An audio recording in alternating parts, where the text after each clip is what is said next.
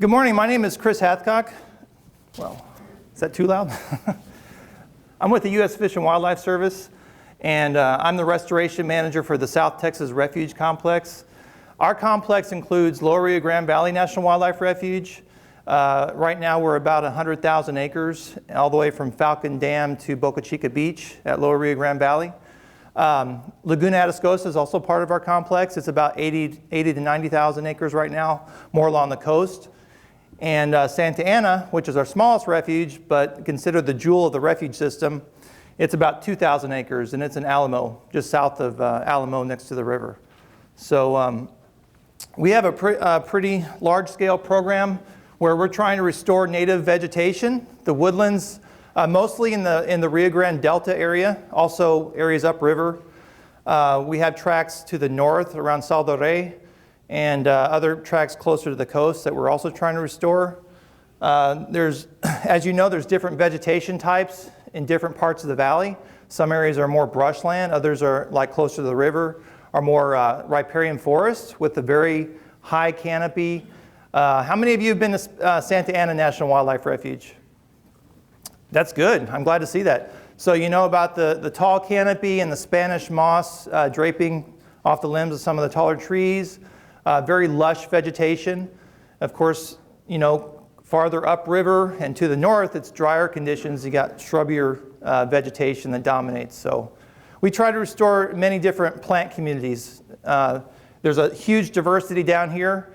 And if there's, in my mind, and one of the things I'm going to try to hit on in my presentation, in my mind, one of the best things that we can do for urban forestry or improve the landscaping in McAllen and other cities in the valley is to diversify, to use a larger number of different species rather than just the same species everywhere. So, and I'm sure all you know what I'm talking about. You know, you go any place in McAllen, any shopping center, mall, any sort of business, you pretty much see the same plants everywhere.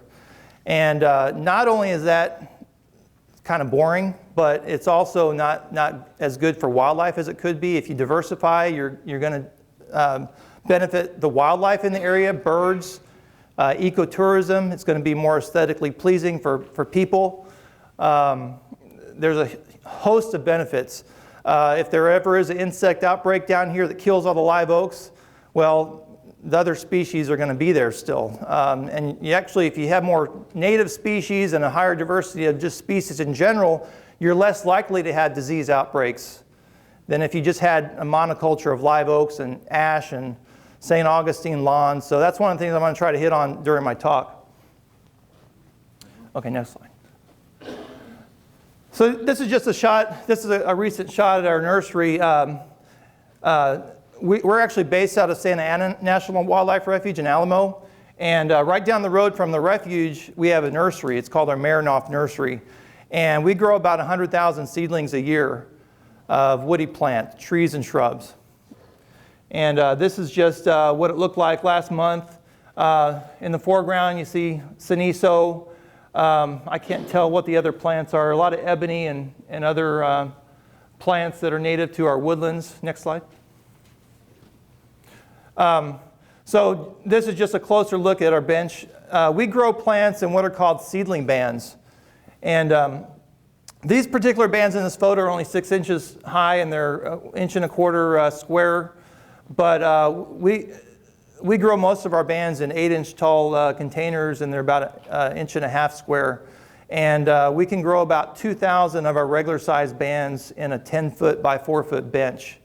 So that's a lot. That's a lot of seedlings. In these mini bands, which are only 6 inches tall, we grow about 3,000 seedlings per bench. So we can grow a lot of plants in a very small space. And one of the another benefit besides the space, conserving space that we get out of having these bands is we don't have to take the plants out of the bands when we put them in the field. And that's a big concern for us because we're planting so many seedlings at any given field that we don't want to waste time and energy taking plants out of pots and picking up the pots and everything. We can put these containers, which are corrugated cardboard, directly in the ground, and they're biodegradable, so they'll decompose over time. So the plants, and actually you don't have to disturb the soil around the plants either when you plant them. So It's just a really good system for planting a huge amount of seedlings over several, usually 30 to 70 acre field. These are Texas ebonies we're growing here. In the front here is some all-thorn goat bush. Next slide. Another thing we try to do more of, and it's a huge challenge, is there's a lot of species in our area, in particular in the Lower Rio Grande Valley, that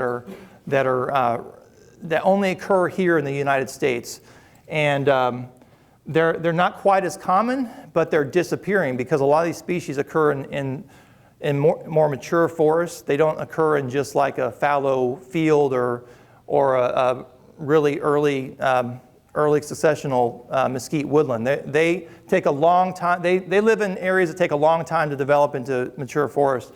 One of those is Sierra Madre Torchwood, which is what this is, and we're trying. It's a rare species, and it occurs in those mature ebony woodlands that are down by the river.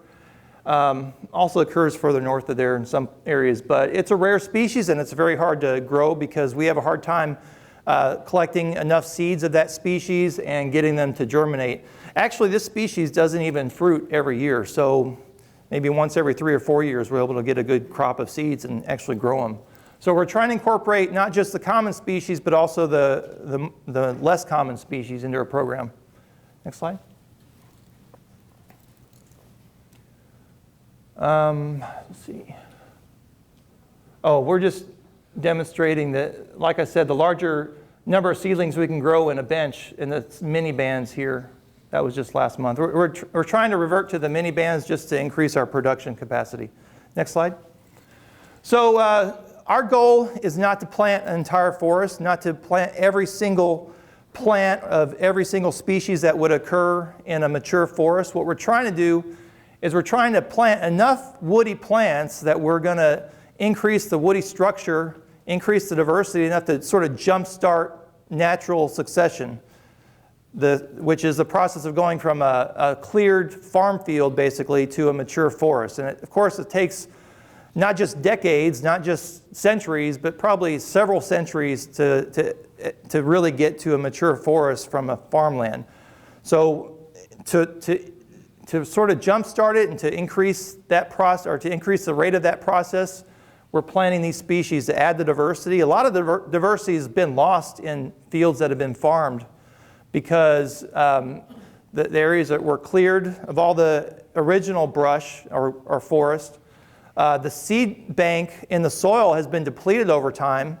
A lot of the nutrients have been depleted from the soil because of farming practices. So we're trying to add back that diversity of species back into the soil. And so we're trying to, establish a climax community of using the species that are most common in any mature forest. And we're also trying to put the diversity back in, and we're trying to, hopefully, we're hoping that by putting this woody structure into a field, we're going to attract dispersers of seeds that will bring new seeds into the site. So that's called recruitment of new plants. And that will increase the genetic diversity of the site and allow us to have diverse age classes. Because when we plant a field, all the seedlings are pretty much the same size. So if we were just relying on the seedlings we plant in a field, what you end up with is you get a very homogeneous structure. You get a canopy, and then you get a lot of grass coming in on the understory, and you don't get a lot of stuff in between. So when you look out to a really dense brushland or a forest here in the valley, take a look and you'll see that you have this canopy of certain trees, and then below that canopy you have the same species but younger individuals of that species. That's what makes it so dense. You can't just rely on the original plants you put in the field to get a really dense woodland. Next slide. So just a little history of our program. We started in the mid-'80s. Initially, we did a lot of direct seeding. Well, that's all we did, really. And we only planted about 2,000 acres a year with 6 species. And I need to mention too, Fish and Wildlife isn't the agency that started this program. Actually, Texas Parks and Wildlife in the 50s, 1950s, started planting seedlings, direct seeding and transplants to improve white-winged dove habitat. And as you know, white-winged doves are very important to the economy down here, even more so probably historically than they are now, although I'm not really sure about that, but historically for sure they were very important. This is the main place in the United States where you could actually hunt white-winged doves. So now white-winged doves have expanded way north, so I'm not really sure how much that's affected the hunting economy down here. But anyway, that's what started it, Texas Parks and Wildlife. So we sort of built off that, what they had started in the 50s. In the 80s, we started doing our own program, but of course our program is more geared toward restoring habitat for all wildlife, not just white-winged doves. So, oops, can you go back? Okay. So we started direct seeding. Direct seeding allowed us to put a lot of plants in an area. There are lots of problems with direct seeding. You never knew if the seeds were going to germinate, and also you couldn't control the distance between plants very easily. So there were issues with that. In the late 80s, early 90s, we started transplants. We started with about 11,000 acres. Between 89 and today, I estimated that we planted about 6.5 million seedlings throughout the valley.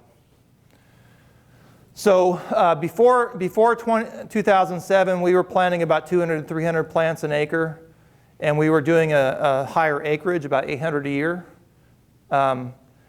doing 30 to 40 species. We've sort of refined the program a little bit since 2007. We're planting about 400 to 1,000 plants per acre. We're adjusting our density based on the certain field that we're at and what kind of plant community we're targeting. And we've decreased our acreage a little bit, planting about 500 acres a year, and we've increased the number of species we plant to 50 or 60 species. Next slide.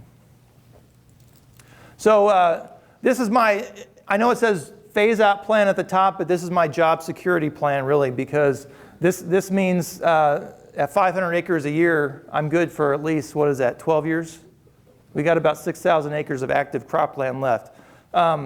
Not only that, but there are other areas throughout the valley that we could augment, and these are areas that are not in farming right now, but are like grasslands, very low diversity of woody species, so we could go back in and plant those areas. And then not only that, but we have congressional authority to attain additional acreage at both Laguna Atascosa and Lower Rio Grande Valley. And we might get upwards of 90,000 acres additionally in the future. So, and most of that, by the way, will be farmland because there's not a lot of woodland left. As you know, that it's mostly agricultural land that we would acquire. Next slide. So, there's a lot that goes into this program. It's not just planting seedlings. We don't do everything ourselves. We have a lot of partners. We have about 10 cooperating farmers throughout the valley that farm the fields, and they pay us rent in the form of cash, which we use to buy seedlings. And they also do in-kind services for us in preparing the fields for planting and actually planting the plants. So they do a lot of the field operations for us. We own the land, and they get a benefit growing their crops until we're ready to plant the field with seedlings. We like I said, we grow about 100,000 seedlings ourselves. We get the other 200,000 that we plant a year from contract nurseries. We have about 8 of those. And then, I already said that. Okay, so next slide. And this is just a look. All the outlined areas actually refuge tracts. The red areas are areas where we have active cropland right now. So the red areas are all the areas that we're currently planting, about 400 to 500 acres a year. Next slide. This just shows most of our areas are in the Rio Grande Delta, and this actually, western Hidalgo and Starr counties, that's just areas in the floodplain along the river. So it's a more narrow strip along the river northwest of Peñitas that we plant. And so pretty much all our areas along the river, we're starting to focus more along the coastal areas. We're trying to create a coastal corridor for ocelots and other wildlife, so they can migrate from Mexico along the coast up to ranchland farther north of the valley. So, next slide. I just want to go quickly through these slides here, just to look at some of the plant communities we're trying to restore. This is Santa Ana. Most of you have been there already, so you know what I'm talking about. The technical name for this plant community is a Texas Ebony and Aqua Brazil forest. And when we do a planting mix for any particular field, if the soil's right and it's the right microtopography and the right location in the valley, we tailor our mix to match the dominant species in this particular plant community. We do that for every field we plant. We've refined our strategy over the years. We didn't always used to do it that way. We used to just plant a general mix wherever we were at. Now we're refining it, so we're tailoring our plantings to match the plant community we're trying to restore. Next slide. This is our Ranchito Tract, which is close to San Benito. And this is one of the fields that we have a farmer on. We're currently farming right now with sorghum. And this is just the edge of an Ebony and Aqua Brazil forest. It's the same plant community type as you have at Santa Ana, but because it's way in eastern Cameron County, you have species that you don't have at Santa Ana. And the species mix is a little different. So here, for example, you have a lot of the Brownsville area in particular has a lot of rare species and species you don't find in other places of the valley. It's more of a subtropical type environment in Brownsville.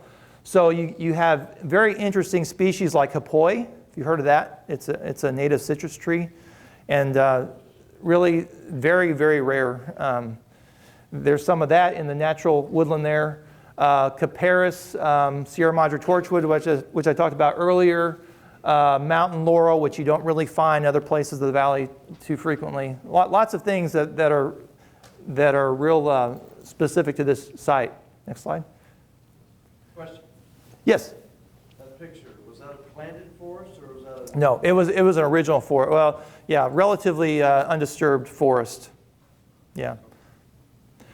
Okay, next slide. Oh, another one? Yes.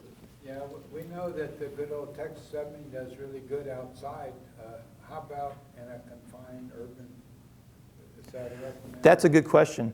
Can I answer that question in a few more slides? Because I'm going to talk about that. Next slide.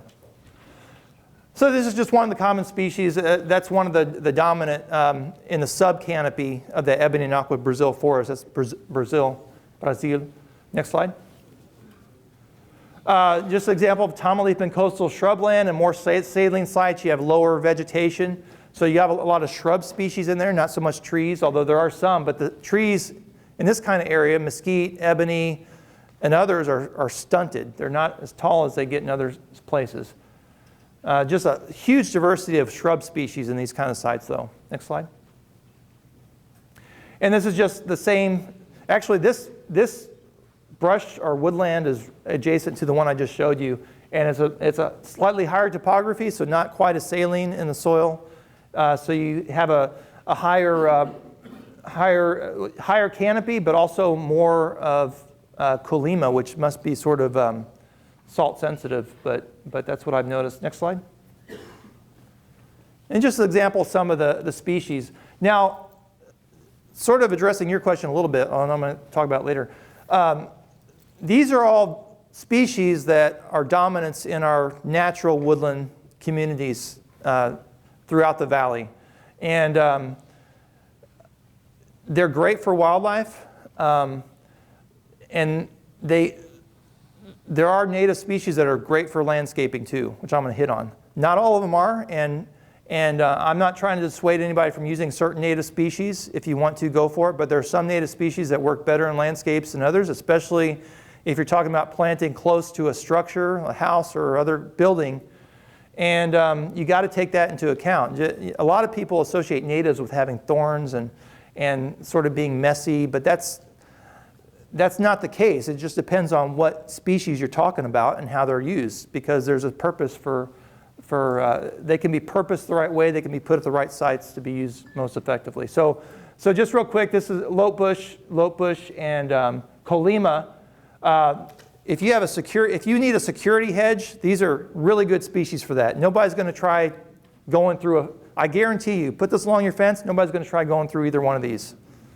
But I wouldn't put them like next to your front door, for example. So, elbow bush, I love this species. Got nice purple fruits that birds like a lot. Doesn't have big flowers, so if you want something really showy in your front yard, probably wouldn't use this. But as any good landscaper knows, you don't put just colorful flowers in any one spot. You need backgrounds and other things. So one of my favorite species for landscaping, which isn't used nearly enough, is Guayacán. And if any of you are familiar with Charlie Clark Chevrolet in McAllen on Business 83, they have maybe 2 or 3 Guayacans at the corner of their Business 83 and the street that goes next to their building there, and they're pruned like a hedge or something, but they're really those are probably there. I'm guessing those are probably there when McAllen was first established as a city. I don't know. They probably just never cleared it, but one of the reasons it's so rare is because it's a very slow-growing species, and it's not very common in the nursery trade to see this particular species. So if we could get more of that in our cities, which is a excellent landscape plant, that would help to diversify the city. Next slide. Okay, so I just put together a few lists of species that I think are the best for landscaping, and this is just my opinion. I've been working with these plants for 15 years. And I just want to point out there are several species that I didn't include in the list, but which I love. But the list pertains to species that I think are easiest to maintain in a landscape and do best in a landscape. But there are many species that I plant and I love that aren't necessarily easiest to maintain, but I still plant them and there's value in having them. I just didn't include them in this list. So the most important factors to consider when you're landscaping I think are these 6. I might have left 1 or 2 out, but when I put together a list, this is what I had in mind. One is persistence. If you're gardening, if you're creating a garden or a landscape, you might want to put in certain species that you like the way they look or something. But you realize they're annuals or biannuals, and they might not last years and years and years throughout your lifetime. So you might have to replace them later on, which is fine. But if you're just going for low maintenance, you don't want to have to do a lot of work. Just plant the plant, expect it to survive, and walk away from it, and not have to come back and replace it. You need to go for a species that's more persistent. And a lot of the species that aren't persistent are more of the perennials, like a lot of the species that are from Central Texas that you do see in nurseries, the shorter salvias and mist flowers, and there's some others. They'll do here to a point, but then they'll sort of fade away. There's a lot of native species that, since they've evolved here, they are very persistent. So that's sort of what I had in mind. Low water use, that's just a given. Of course, if you plant tropicals in a portion of your yard, guess what? You're going to have to water that portion more than other portions of your yard, which has more drought-tolerant plants. So low water use, relatively easy to prune. Now, this is one I think is pretty much is often overlooked. And this is probably one of the areas where I have the most experience at my own house, because I planted so many native species, and I have a lot of experience pruning native species. And what I found is the ones that have the spines or the thorns, I love them for their value, but they're very difficult to prune. In fact, I just pruned some ebony and huisache last weekend, and my hands are all cut up. Even if you wear gloves, the thorns go through the gloves. And so anyway, relatively easy to prune.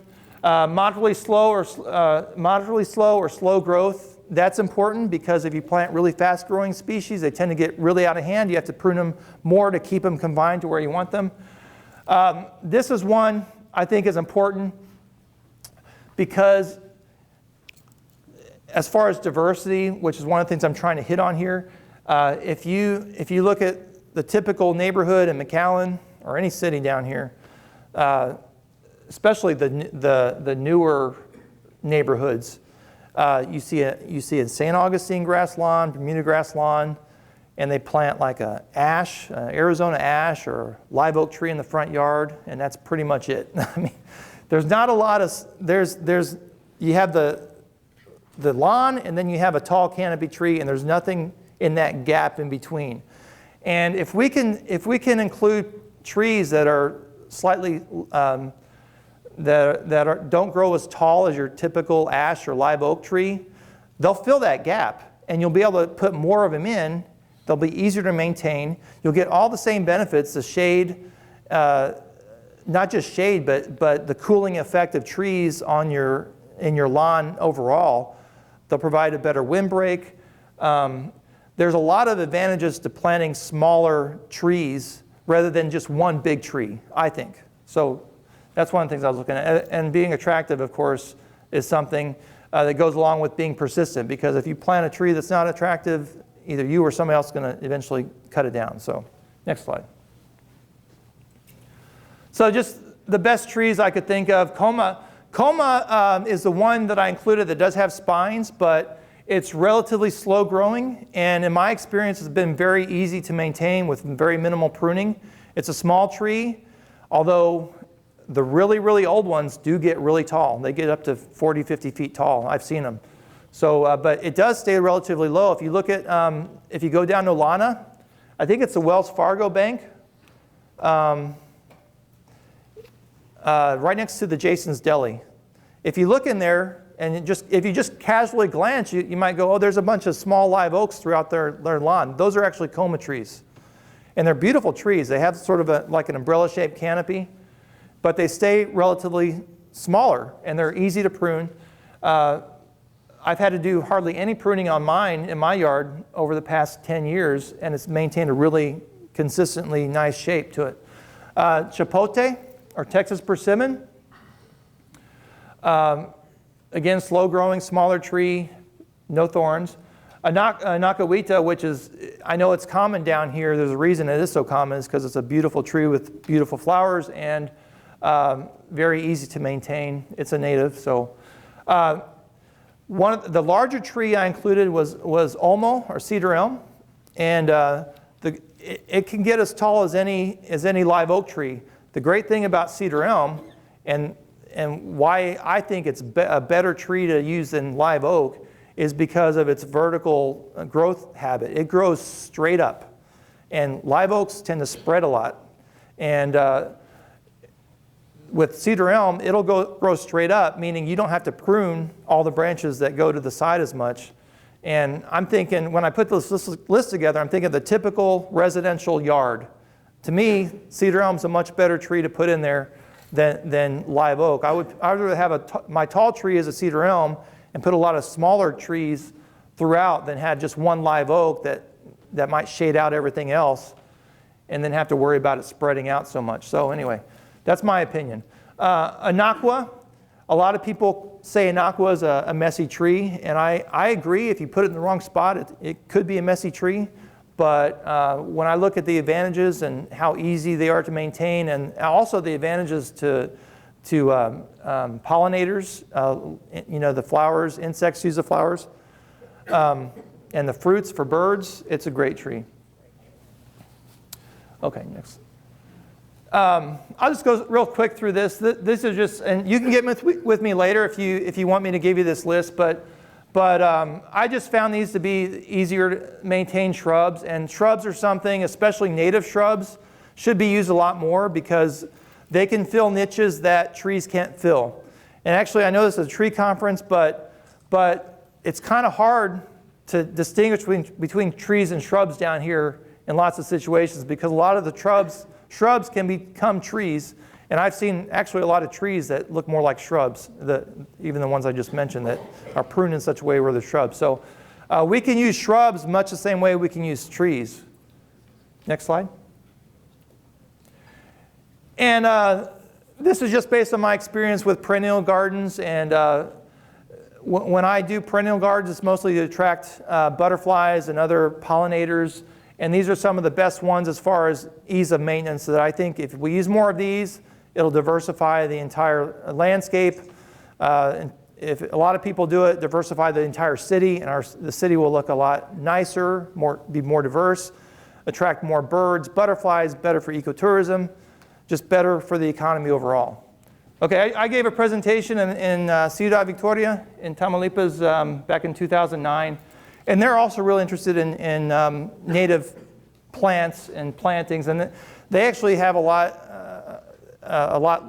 we actually have a lot of advantages that they don't have down there, because as you know, that most of northern Tamaulipas was totally cleared of all native vegetation back in the 1900s. So they don't have access to a lot of native plants like we do.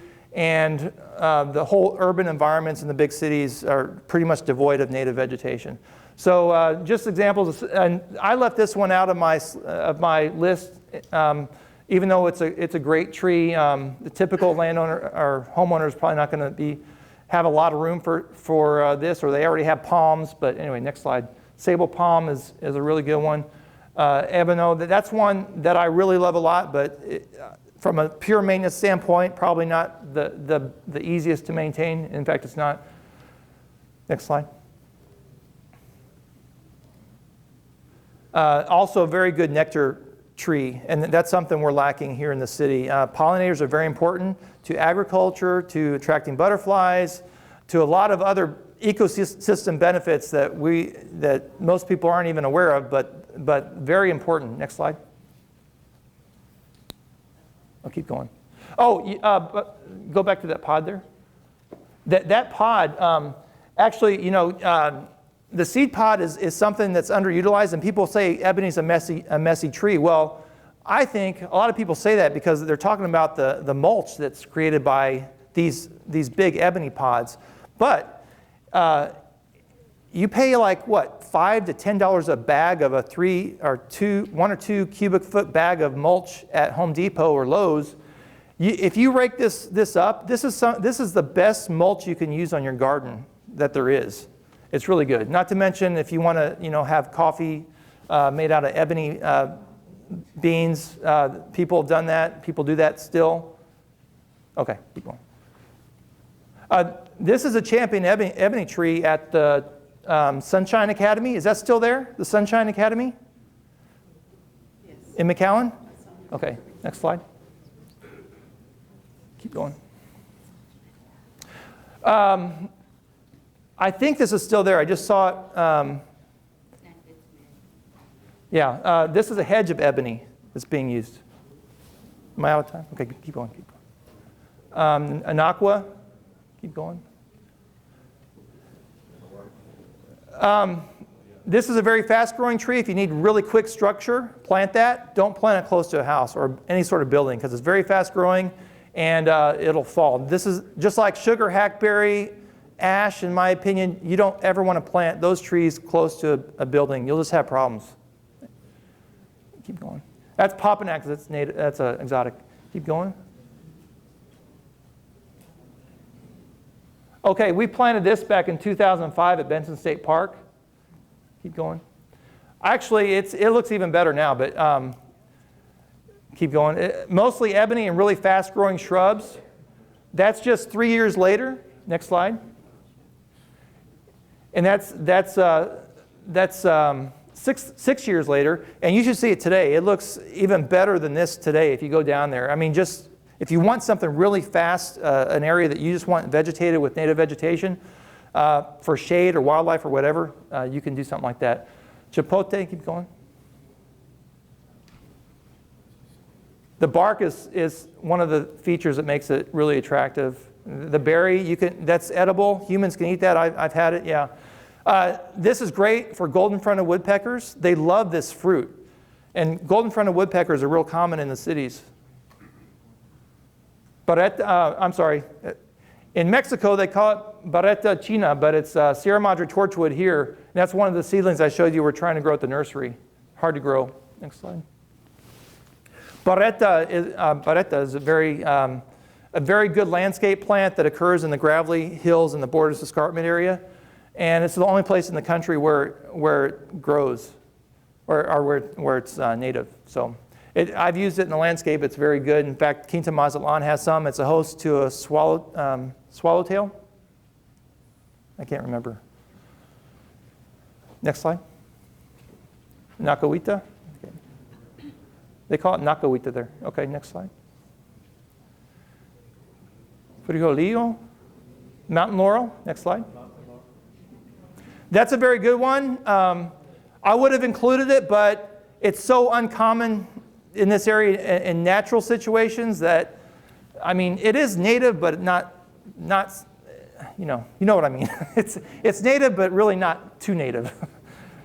This one, I love this tree. Really light foliage, Brazil, and you see it.